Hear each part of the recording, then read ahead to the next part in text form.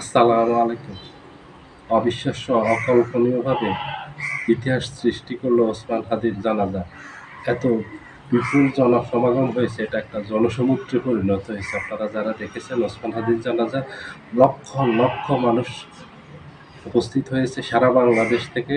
লক্ষ লক্ষ মানুষ আসছে, যেখানে তিল ধরনের ঠাঁই ছিল না। এটা সবাই বলতেছেন, সকল সংবাদ মাধ্যমে চলে আসছে ইতিমধ্যে, যে আমাদের দেশের এই এত বড় জানাজা তার আগে হয়নি। শহীদ প্রেসিডেন্ট জিয়াউর রহমানের জানাজা অনেক মানুষ হয়েছিল, সেটাও মানিক মিয়া এভেনিউতে হয়েছিল, কিন্তু এত লোক জনসমাগম হয়নি।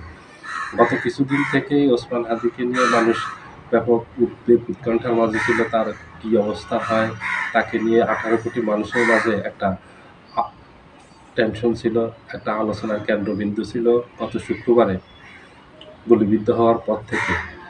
এবং মানুষের মাঝে যে সাড়া জাগিয়েছিল ওসমান হাদি অল্প সময়, আজকে তার জানাজার মাধ্যমে সেটার প্রমাণ হলো। সারা দেশ থেকে মানুষ এসেছে, গতকালকে থেকেই মানুষ আসা শুরু করছে জানাজা অংশগ্রহণ করার জন্য। আজকে 2টা বাজে জানাজার টাইম দিয়েছে সংসদ ভবনের দক্ষিণ প্লাজায় মানিক মিয়া অ্যাভিনিউতে।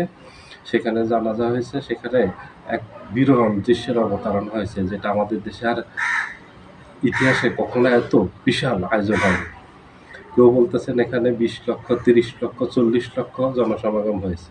এখানে যে বিশাল জনসমাগম হয়েছে এবং হবে, এটা গতকালকের থেকে বোঝা গেছে। সোশ্যাল মাধ্যমে গতকালকের থেকে অনেকেই আহ্বান করতেছিলেন যারা ওসমান হাদির জানাজা অংশগ্রহণ করে, এবং অনেকে সাড়া দিচ্ছিলেন যে তারা আসতেছেন, রওনা হচ্ছেন, কেউ ট্রেনে রওনা হচ্ছেন, কেউ বাসে রওনা হয়ে উপস্থিত হয়েছেন।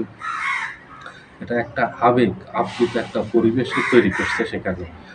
আর একটা গ্রুপের, আমাদের দেশের বিএনপিপন্থী কিছু অ্যাক্টিভিস্ট একটা অপপ্রচার চালাচ্ছিলেন ওসমান হাদির জানাজা যেন মানুষ জনসমাগম না হয়। এটা একটা ষড়যন্ত্রমূলকভাবে এটা করা হচ্ছিল, উদ্দেশ্যমূলকভাবে এটা করা হচ্ছিল, যেন ওসমান হাদির জানাজায় যেন বিপুল মানুষের জনসমাগম না ঘটে।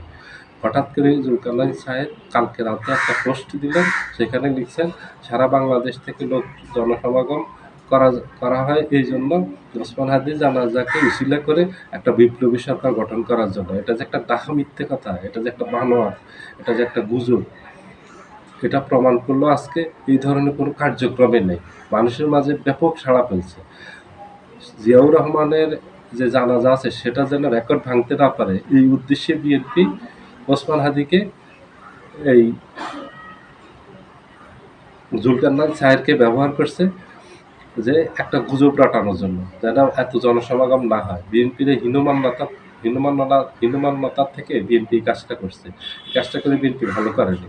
জুলকারনাইন সাহেব কালকে পুরো পোস্টটা দেখবেন, সেখানে সম্পূর্ণ বিএনপির পক্ষে, এবং ওসমান হাদির এই জানাজায় মানুষ অংশগ্রহণ করুক, এখানে যেন না আসে, ওর পুরো পোস্টে ও নিরুৎসাহিত করছে। আপনি পুরো পোস্টটা পড়ে দেখবেন, আমি পড়ে দেখছি। এটা যদি ও যদি ভালো মানুষ হতো, বিবেকবান মানুষ হতো, তাহলে একজনের জানা যায় মানুষ আসবে এটা নিয়ে ও এটার বিরুদ্ধে গুজব রটাতো না, মিথ্যাচার করতো না। এই যে একটা মিথ্যা গুজব রটিয়ে মানুষের মাঝে একটা বিভ্রান্তি তৈরি করলো, এটা ভালো করেনি। এটা বিএনপির জানাজাকে যেন অতিক্রম করতে না পারে, জিয়াউর রহমানের জানাজাকে যেন অতিক্রম করতে না পারে, এবং ভবিষ্যতে কোনো রাজনৈতিক নেতা মারা গেলে যেন তার জানাজাকে অতিক্রম করতে না পারে, এটা ষড়যন্ত্রের অংশ হিসাবে জুলকারনাইন সাহেব গতকালকে রাত্রে এই পোস্টটা দিয়েছে। এটা সবাই জানেন, কিন্তু জুলকারনাইন সাহেবের এই পোস্টে কেউ কর্ণপাত করেনি। সবাই ওসমান হাদির জানাজাতে সারা বাংলাদেশ থেকে এসে অংশগ্রহণ করছে। 3 বাহিনী প্রধান আসছেন, প্রধান উপদেষ্টা গেছেন, পুরো উপদেষ্টা পরিষদ গেছেন, সকল রাজনৈতিক দলের নেতৃবৃন্দ অংশগ্রহণ করছেন। এটা কারো বাধায় ওসমান হাদির জানাজা মানুষ অংশগ্রহণ করবে না, এটা বোকারাও ভাবে না। এটা এই যে জুলকারনাইন সাহেব এই পোস্টটা দিয়ে তার ভ্যালু কমিয়েছেন। এখন তার কথায় মানুষ বিশ্বাস করবে না। যে ওসমান হাদির উসিলায় এই ঢাকা সবাইকে জড়ো করে একটা অরাজকতা পরিবেশ তৈরি করবে, সেখান থেকে আওয়াজ উঠবে বিপ্লবী সরকার গঠন করার জন্য। এটা একটা গুজব রটিয়েছে যেন মানুষ না আসে, যেন এত জনসমাগম যেন না ঘটে। ও তো হলো ভারতের দালাল, এটা সবাই জানেন।